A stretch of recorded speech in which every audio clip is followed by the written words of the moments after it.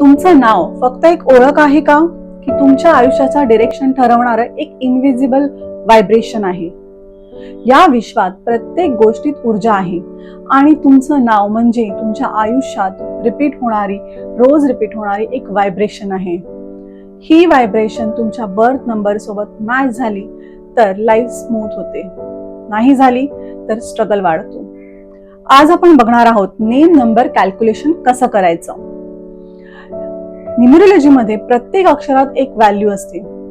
त्या value add करून आपण तुमच्या नावाचा नंबर काढू शकतो.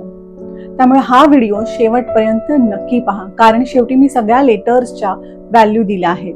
शँडेलियन न्यूमरोलॉजीच्या हिशोबाने एक सिंपल उदाहरण बघूया. राहुल या नावाचा नेम नंबर काढून पाहूया. राहुल मध्ये आर ची व्हॅल्यू येते 2, ए ची व्हॅल्यू येते 1, एच ची व्हॅल्यू येते 5, यू ची व्हॅल्यू येते 6, एल ची व्हॅल्यू येते 3. ह्या सर्वांची जर आपण टोटल केली तर 17 येतो आणि 17 मधील 1 आणि 7 ची जर टोटल केली तर 8 येते. म्हणजेच राहुलचा नेम नंबर झाला 8.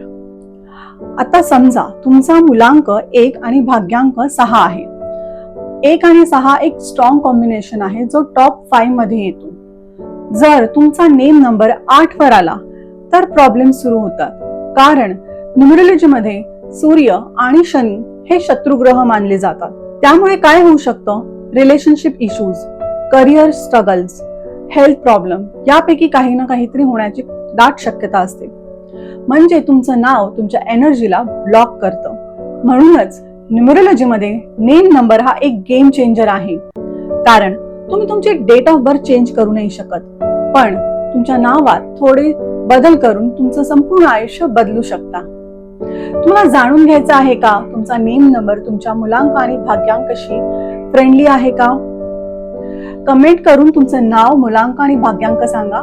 मी तुम्हाला सांगेन तुमचा नेम नंबर कंपॅटिबल आहे का नाही.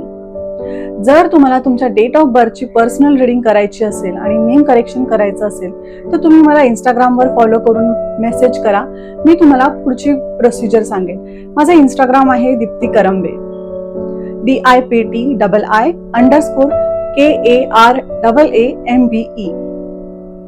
तुम्हाला हा व्हिडिओ आवडला असेल तर लाईक करा, शेअर करा आणि कमेंट करा. आणि अजूनही चॅनलला सबस्क्राईब केलं नसेल तर सबस्क्राईब नक्की करा. थँक्यू.